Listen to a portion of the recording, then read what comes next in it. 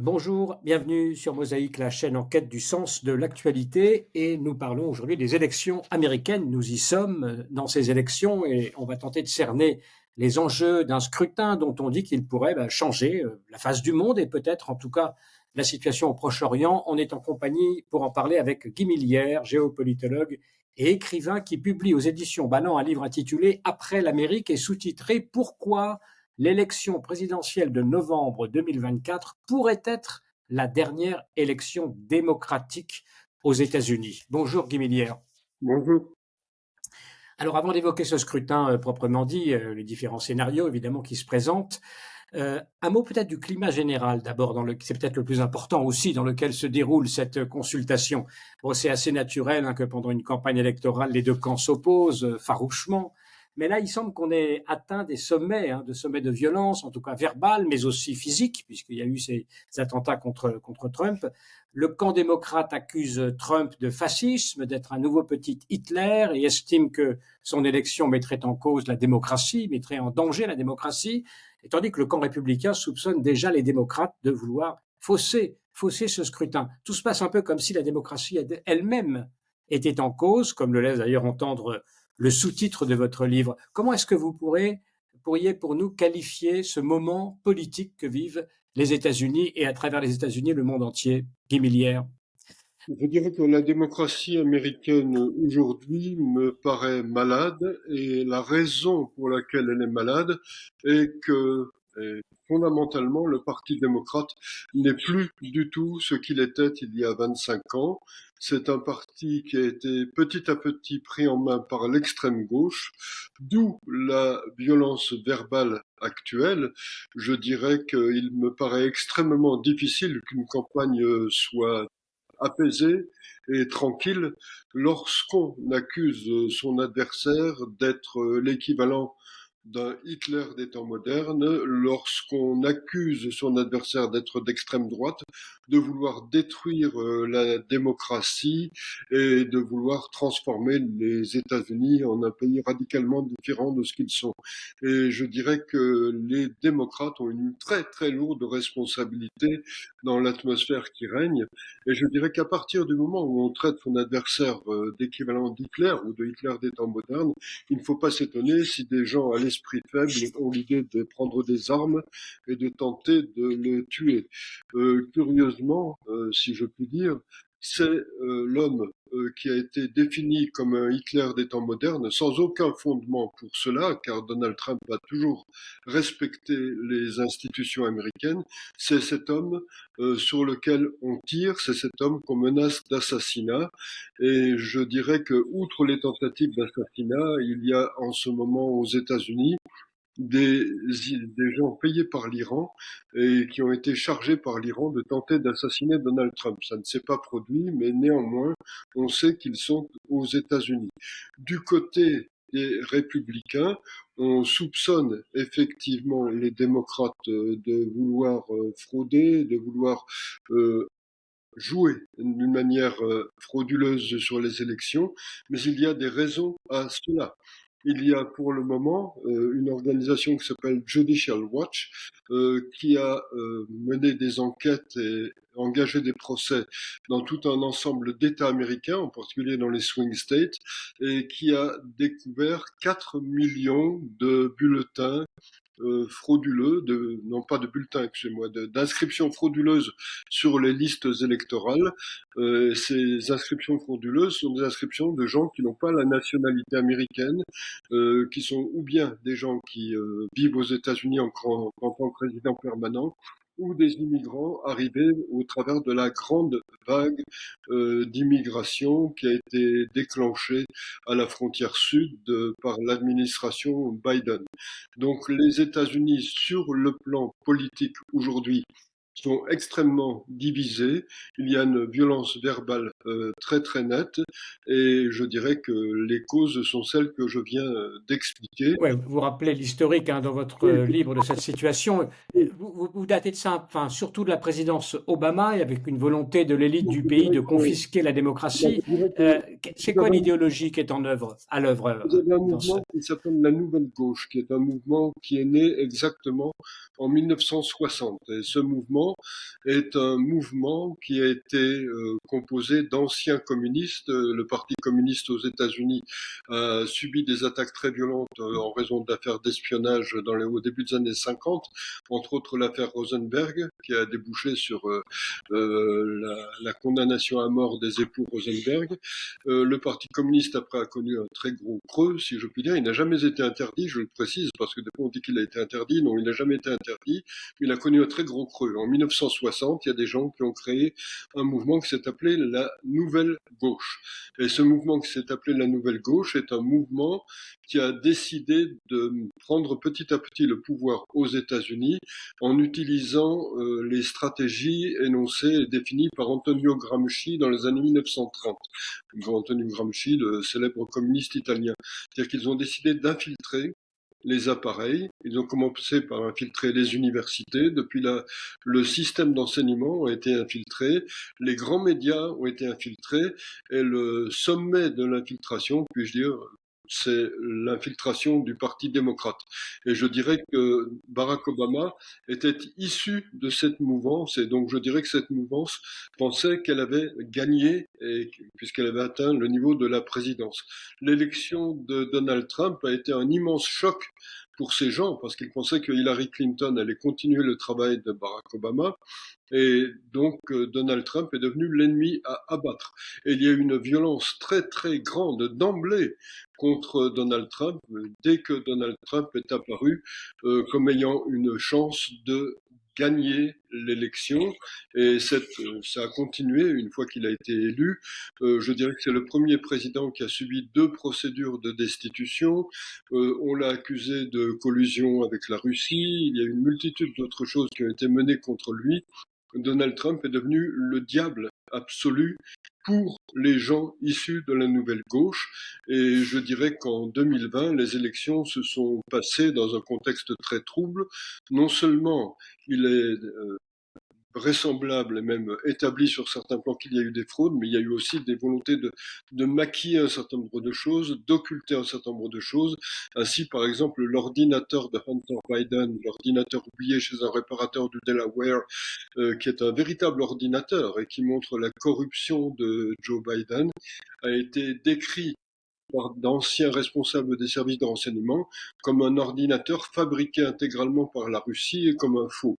Donc, et je dirais que beaucoup de gens ont dit, si on avait su que cet ordinateur était un vrai ordinateur, on n'aurait sans aucun doute pas voté Joe Biden. Donc je dirais que ensuite, dès que Donald Trump est apparu comme ayant une chance de se représenter, et comme s'étant représenté effectivement, la haine contre Donald Trump a été à nouveau développée par le Parti démocrate. Je voudrais qu'on en reste à cette idéologie du Parti démocrate. Le Parti démocrate de la nouvelle gauche, finalement, parce qu'on a l'impression que qu'il y a derrière, enfin vous le dites, hein, en partie, la volonté dans la mondialisation d'effacer les nations. Il y a quelque chose qui est global et qui d'ailleurs trouve un écho en Occident en général. Est-ce que peut-être on peut préciser ce point idéologique, dans la visée idéologique? Je dirais que c'est une gauche qui est tout à la fois imprégnée de marxisme et d'idées qui ont fait partie de la contre-culture américaine des années 1960-1970. Donc il y a une influence des idées de Herbert Marcuse, il y a une influence du féminisme radical, de l'écologisme radical. On retrouve tout cela, et je dirais qu'on retrouve tout cela d'ailleurs chez Kamala Harris. Je dirais que Kamala Harris est quelqu'un qui a une carrière politique assez longue. Elle a été procureure de San Francisco, elle était procureure de la Californie, elle était sénatrice de Californie, et pendant qu'elle était sénatrice de Californie, elle était la sénatrice la plus à gauche du Sénat américain. Elle était définie comme plus à gauche que Bernie Sanders, qui est un crypto-communiste. C'est dire à quel point elle était à gauche. Et elle a fait une campagne pour l'élection présidentielle de 2020, qui était une campagne très très à gauche sur tous les plans et elle a perdu. Elle a été la première candidate des primaires démocrates à se retirer de la compétition. Elle a été choisie ensuite comme vice-présidente parce que elle était définie comme femme et noire et il fallait symboliquement prendre une femme noire comme candidate à la vice-présidence et elle est devenue vice-présidente. Elle était chargée, entre guillemets, de la frontière sud. Elle ne s'est strictement jamais occupée de la frontière sud et elle a entériné l'ouverture quasiment complète de la frontière sud qui a permis l'entrée aux États-Unis d'environ 14 millions d'immigrants illégaux arrivés de quasiment tous les pays du monde et qui sont maintenant un petit peu partout répartis sur le territoire américain, ce qui, parce que ce sont des gens qui n'ont pas les qualifications pour occuper des emplois qualifiés et que parmi eux il y a des membres de gangs, ce qui a fait monter la criminalité d'une manière très forte dans les grandes villes. Cela fait partie des motifs de mécontentement de beaucoup d'Américains en supplément de l'inflation qui a fait baisser le pouvoir d'achat. Et donc je dirais que les électeurs qui votent Trump ont deux motifs fondamentaux, pourrais-je dire. D'une part, ils considèrent que ce qu'incarne Kamala Harris, c'est la destruction de l'Amérique telle qu'elle est depuis 2 siècles et demi, et ils veulent sauver l'Amérique. C'est pour cela que Trump d'ailleurs a pris le slogan Save America. Et d'autre part, ils constatent l'inflation, ils constatent qui a fait baisser le pouvoir d'achat, et ils constatent l'invasion du pays, parce que quand vous avez 14 millions de gens qui rentrent d'un seul coup en moins de 4 ans dans un pays, même si c'est un pays de 335 millions d'habitants, ça représente quand même une très grosse quantité de gens et ça pose des problèmes très très sérieux, y compris dans des villes gouvernées par les démocrates comme la ville de New York, parce que ces gens, il faut s'en occuper un minimum, il faut les loger, on les loge dans des hôtels aux frais de la municipalité dans laquelle ils sont, on doit les nourrir, on doit leur donner une multitude d'aides, ça coûte extrêmement cher, et je dirais que même des maires démocrates, comme le maire de New York, trouvent que cela suffit comme ça. Bon. Donc nous sommes dans ce contexte, donc il y a une violence politique, mais il y a aussi tout ce que je viens de dire, ce substrat qui fait que les électeurs républicains ne supportent plus cette situation. Du côté démocrate, euh, on a commencé la campagne de Kamala Harris dans la joie, c'est le thème de départ, et maintenant la campagne est devenue une campagne extrêmement violente. C'est une campagne négative, à la limite. Les démocrates veulent faire voter pour Kamala Harris par une forme de vote négatif, non pas par adhésion à son programme, mais par rejet de Donald Trump, présenté comme un risque pour la démocratie et comme le nouvel Hitler. C'est à peu près comme cela que les choses se posent présentement. Alors venons-en au scrutin qui nous occupe et notamment à ses conséquences sur la situation au Proche-Orient. Quel peut être l'impact, selon vous, de l'élection de l'un ou de l'autre candidat, Guy Millière? L'impact va sans doute être très fort. Je dirais que sur ce plan, les deux candidats ont des positions radicalement différentes et radicalement opposées. Je dirais que lorsque vous regardez ce que Donald Trump a fait pendant sa présidence, on peut dire sans exagération qu'il a été le meilleur président pour Israël depuis 1948-49. Donald Trump a déplacé l'ambassade des États-Unis à Jérusalem. Donald Trump a reconnu Jérusalem réunifiée comme capitale éternelle d'Israël. Donald Trump a reconnu le Golan comme territoire israélien. Donald Trump a coupé les financements de l'UNRWA et a aussi coupé les financements à l'autorité palestinienne. Et puis, pendant sa présidence, il a tout fait pour asphyxier le régime iranien et pour développer des liens entre le monde arabe sunnite et Israël. Et ces liens se sont concrétisés par les accords d'Abraham, qui ont été la plus grande avancée vers la paix au Proche-Orient depuis la refondation d'Israël en 1948. Et Alors du côté démocrate, je arrête parce que du côté démocrate quand même, cette présidence Biden a tout de même fourni à Israël de l'aide dont il avait besoin pendant la guerre, des renforts qui viennent d'être envoyés en ce moment face à la menace iranienne. Il y a un certain nombre de démocrates pro-palestiniens aux États-Unis qui reprochent même à Kamala Harris son soutien à Israël. Est-ce que les choses sont si tranchées? je dirais que l'aile d'extrême gauche, vraiment la plus extrême du parti démocrate, l'aile à laquelle appartiennent des personnes comme Rachida Tlaib et Ilhan Omar, est une aile qui trouve que les démocrates et l'administration Biden ne va pas assez loin. Pour eux, il faudrait complètement abandonner Israël et ils seraient d'accord pour que Israël soit rayé de la carte. Cela va jusque-là. Je dirais que Rachida Tlaib, que je viens de citer il y a un instant, a pu utiliser pendant les manifestations étudiantes dans les universités le slogan du Hamas, c'est-à-dire du fleuve à la mer, la Palestine sera libre. Quand on dit du fleuve à la mer, la Palestine sera libre, ça laisse plus aucune place pour Israël.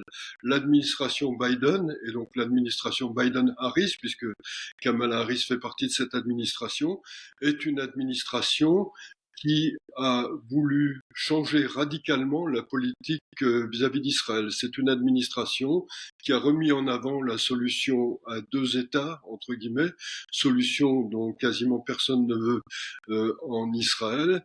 C'est une administration qui a rétabli tous les financements à l'UNRWA, dont on sait maintenant d'une manière établie qu'elle est très très liée au Hamas. C'est une administration qui a renoué des liens plein et entier avec l'autorité palestinienne. Et c'est une administration qui a noué des relations avec le régime iranien. Le but de l'administration Biden-Harris, c'était de retrouver un moyen de passer en accord avec le régime iranien, et le régime iranien a demandé des gages à l'administration américaine et l'administration américaine les a donnés. Sous l'administration Biden-Harris, l'Iran a reçu en tout environ 100 milliards de dollars, soit de l'argent versé directement par les États-Unis, soit de l'argent qui était gelé à l'étranger et qui était dégelé, soit de l'argent reçu par la vente de pétrole qui a pu reprendre pleinement sous l'administration Biden et qui a rapporté beaucoup au régime iranien.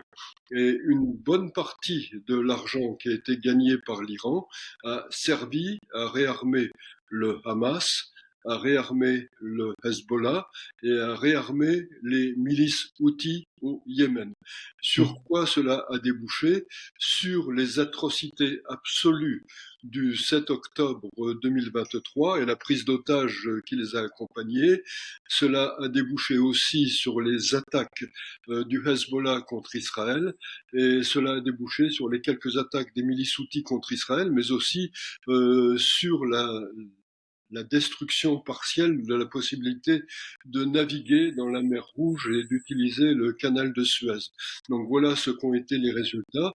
Et je dirais que dans le cadre de la guerre qu'Israël mène actuellement encore, parce qu'elle n'est pas finie, contre le Hamas, contre le Hezbollah, et dans le cadre du conflit avec l'Iran, l'administration Biden-Harris est une administration qui prend une position défensive par rapport à Israël. C'est-à-dire qu'il dit à Israël, vous pouvez vous défendre, mais vous ne pouvez pas vous permettre d'aller plus loin. Et l'administration Biden-Harris est une administration qui ne voulait pas que Israël puisse rentrer dans Rafah, à l'intérieur de la bande de Gaza. Et si Israël n'était pas rentré dans Rafah, un certain nombre des otages qui ont pu être libérés n'auraient pas été libérés. Yahya Sinwar n'aurait pas été éliminé puisqu'il était à l'intérieur de Rafah.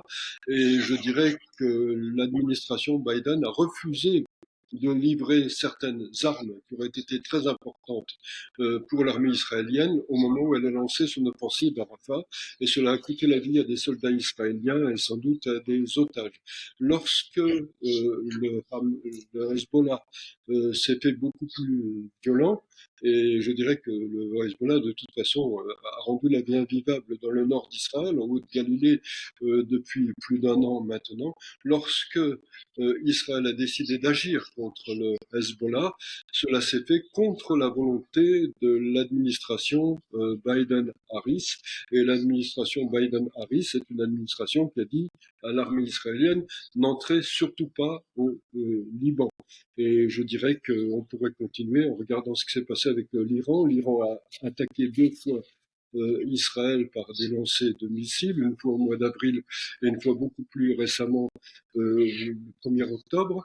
Au mois d'avril, l'administration Biden-Harris a dit à Israël: si vous ripostez, ne comptez pas sur nous, nous resterons neutres dans cette riposte et nous préférerions que vous ne ripostiez pas. Et donc la riposte israélienne était minime, elle a consisté à attaquer une base aérienne iranienne à Ispahan. Et là, après la dernière attaque, l'administration Biden a dit à Israël: ne ripostez pas, on va essayer de calmer la situation. Quand Israël est apparu vouloir riposter, l'administration Biden a dit: nous vous demandons, nous exigeons que vous n'attaquiez pas les installations nucléaires iraniennes et les installations pétrolières iraniennes. Et donc Israël s'est contenté d'attaquer les bases militaires. Donc il y a toujours une volonté. On est dans une autre étape maintenant, parce que les Iraniens menacent à nouveau de riposter.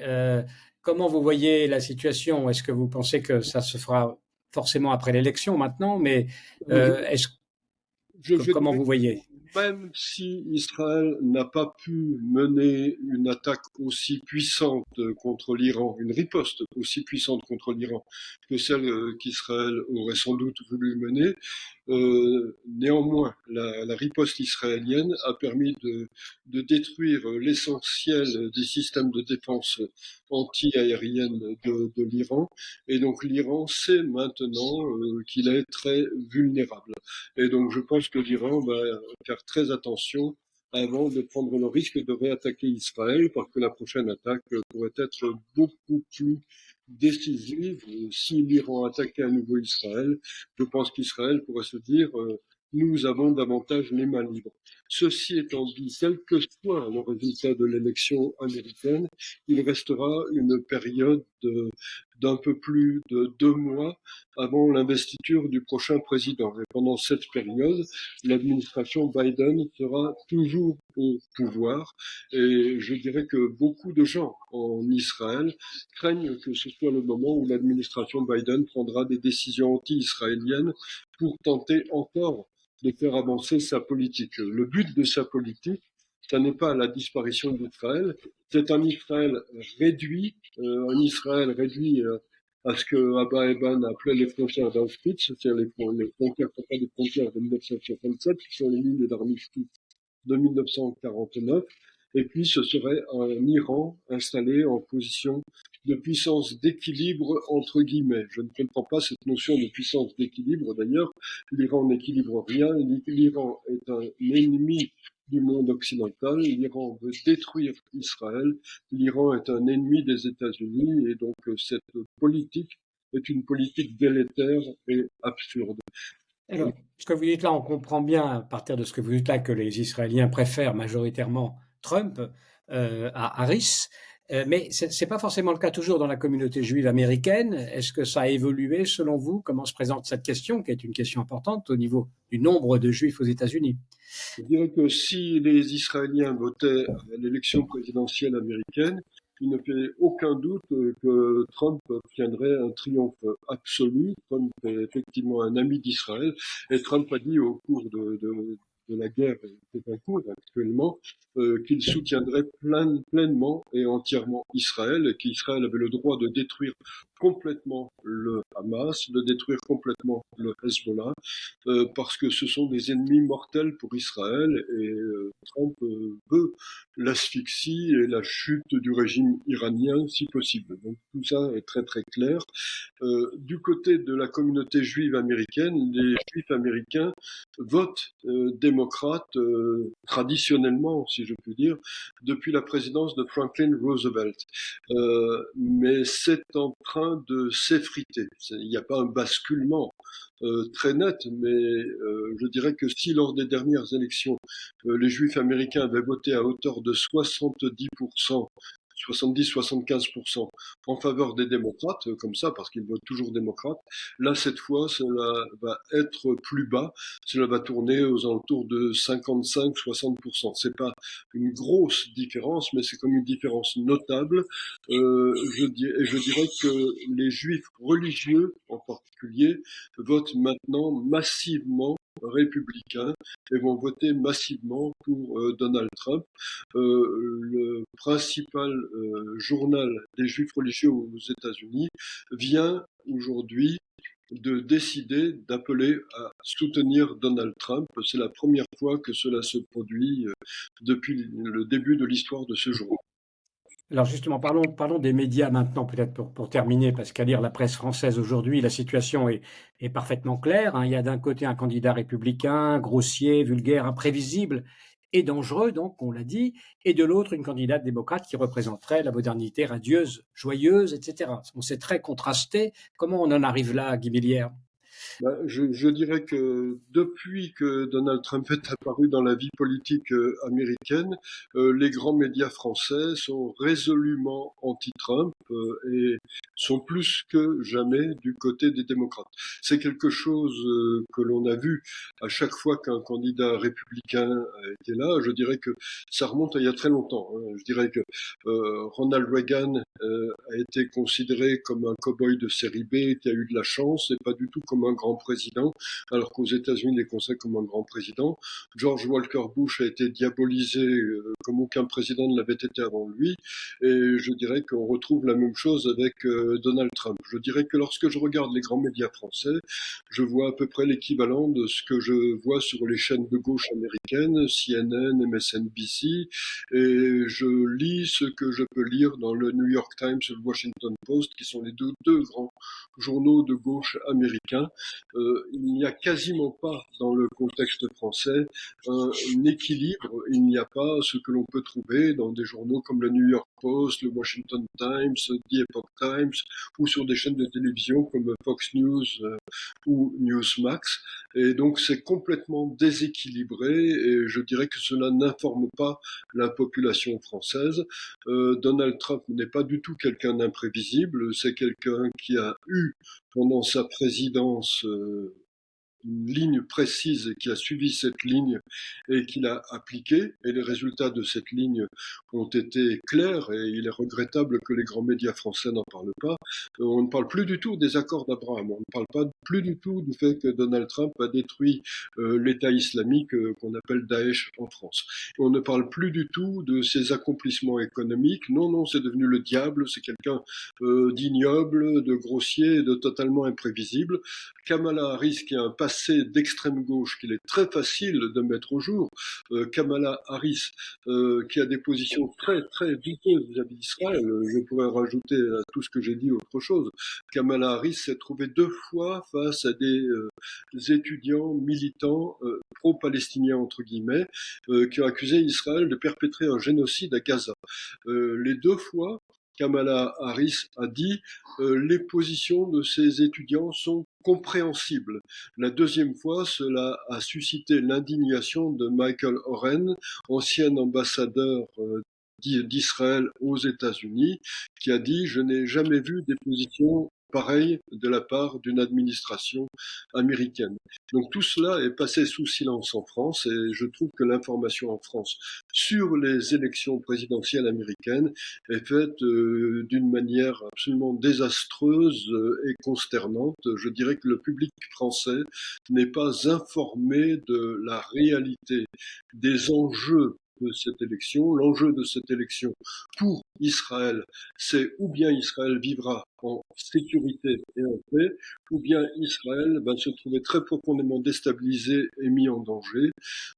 Pour le monde, en général, c'est à peu près la même chose. Pour les États-Unis, c'est ou bien les institutions américaines survivront et la démocratie américaine survivra, ou les institutions et la démocratie seront mises en danger. Je dirais que Kamala Harris et l'administration Biden ont dévoyé les institutions pendant les 4 années qui viennent de s'écouler.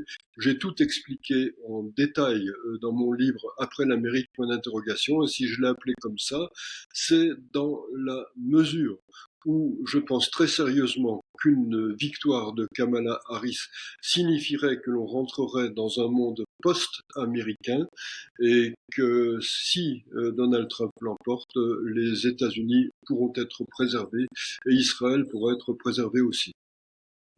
Alors, pour parler de la presse, quand même, Mathieu Bock-Côté, ce matin, dans le JD News, parlait ainsi de l'élection. C'est une insurrection populiste, nationaliste et conservatrice contre une oligarchie mondialiste, progressiste et diversitaire qui prend la forme d'une guerre civile de civilisation intérieure. Est-ce que vous estimez aujourd'hui que les États-Unis sont menacés d'une guerre civile?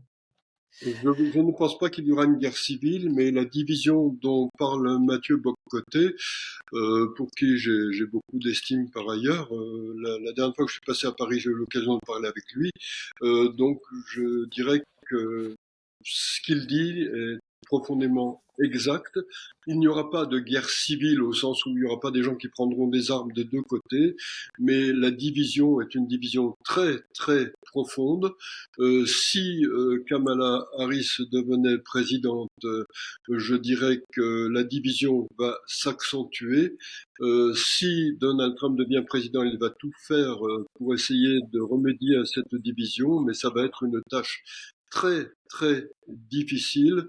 Je dirais que si vous regardez les grandes chaînes de télévision de gauche, on n'arrête pas d'insulter non seulement Donald Trump, mais les gens qui votent pour Donald Trump. Lorsque Donald Trump a fait, il y a une semaine, une réunion au Madison Square Garden à New York, il a été dit par les grandes chaînes de télévision de gauche américaine que c'était une réunion nazie. Et des comparaisons ont été faites avec un meeting nazi en 1939 au Madison Square Garden. Le Madison Square Garden a abrité des discours de John Kennedy et d'autres démocrates. Personne n'a dit que c'était des discours nazis dans un lieu nazi. Le Madison Square Garden est un lieu neutre et la réunion qui a eu lieu au Madison Square Garden était une réunion tout à fait normale d'un parti conservateur, tout à fait normale. Et donc je dirais que quand on diabolise à ce degré son adversaire et l'électorat de son adversaire. D'ailleurs, je dirais que quand Joe Biden a dit que les électeurs républicains les électeurs de Donald Trump étaient des ordures, il disait quelque chose qui correspondait au fond de sa pensée. On a essayé de récupérer, mais c'est quelque chose qu'il a réellement dit, et c'est quelque chose que les démocrates pensent. Si vous croisez des démocrates ici, ils peuvent devenir très très vite agressifs, et s'ils voient que vous êtes républicain, que vous soutenez Trump, ils peuvent devenir très méchant à votre égard. Et je dirais que ce climat devrait être arrêté. Il faudrait remédier à ce climat. Il est très malsain pour les États-Unis. Les États-Unis sont une grande démocratie. Il importe qu'il reste une grande démocratie. Les Ouais, États-Unis ont des valeurs fondamentales. Il faut que ces valeurs fondamentales soient préservées. C'est ouais, important je ne vais pas vous, pour le je monde. vais pas vous, je vais pas vous demander votre pronostic, hein, puisque il y aura beaucoup de gens qui vont écouter cet entretien qui porte sur le fond, comme on l'a vu après le scrutin. Mais il n'est pas impossible qu'on ait une période d'incertitude qui dure un certain nombre de jours, parce que ça a l'air très serré quand même. Je dirais que il y a trois hypothèses. La plus vraisemblable à mes yeux présentement, c'est une victoire de Donald Trump.